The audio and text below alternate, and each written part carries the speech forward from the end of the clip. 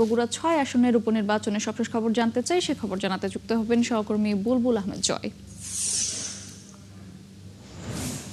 জয়, কেন্দ্রে কেন্দ্রে ভোটের সরঞ্জাম বিতরণ শেষ হয়েছে কিনা, এছাড়া ঝুঁকিপূর্ণ কেন্দ্র এখানে কতগুলো আছে তাও জানতে চাই। কি ধরনের নিরাপত্তা ব্যবস্থাই বা সেই কেন্দ্রগুলোতে নেওয়া হয়েছে জানাবেন।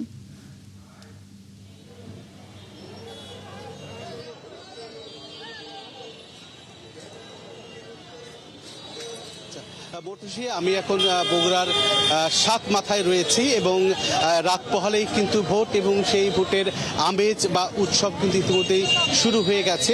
একটু তথ্য জানিয়ে রাখতে চাই, এবারের উপনির্বাচনে ৩টি দলের প্রার্থী অংশগ্রহণ করছেন। বিএনপির পক্ষে রেজাউল করিম বাদশা এবং জামাত ইসলামের যিনি ক্যান্ডিডেট তিনি হচ্ছেন আবিদুর রহমান সোহেল এবং বাংলাদেশ ডেভেলপমেন্ট পার্টির Al Amin Talukdar. Lily ultrasoft serum gel, যা গভীর থেকে স্কিনে দেয় ৩ গুণ সিরাম হাইড্রেশন। সিরাম জেল হাইড্রেশনে ব্রাইট থাকো সব সিজনে।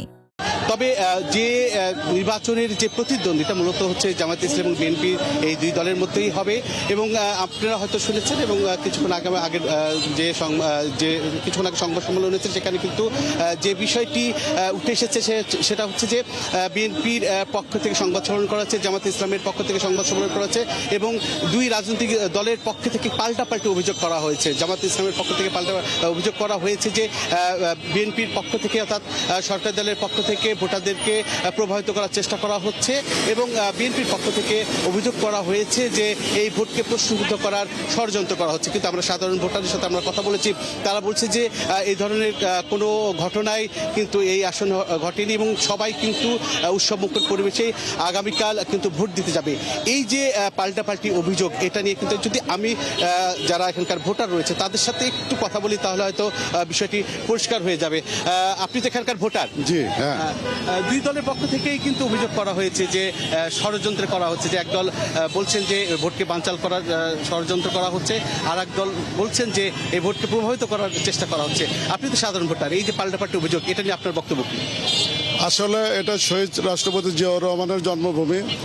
এখানে আসলে ভোটের ওই ধরনের এখন পর্যন্ত কোনো ষড়যন্ত্রের কোনো আভাস আমরা বগুড়াতে দেখতেছি না। তবে বগুড়ার মানুষ দীর্ঘ 17 বছর উন্নয়ন বঞ্চিত থাকার কারণে যেহেতু বিএনপি এখানে অর্থাৎ বগুড়ার মানুষ বঞ্চিত থেকেছেন এবং সাধারণ ভোটার তারা বলছেন যে তারা তাকেই ভোট দিতে চান যারা বগুড়ার যিনি নির্বাচন হবেন তিনি যেন বগুড়ার উন্নয়নে তিনি ভূমিকা রাখতে পারেন।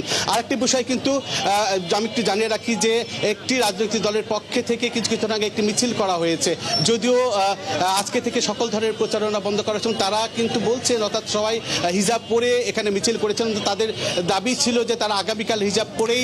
ধন্যবাদ জয়, আপনি থাকবেন, আপডেট জানতে যুক্ত হব আপনার সঙ্গে আবারও। দর্শক, বগুড়া ৬ আসনের উপনির্বাচনের খবর জানাচ্ছিলেন সহকর্মী বুলবুল আহমেদ জয়।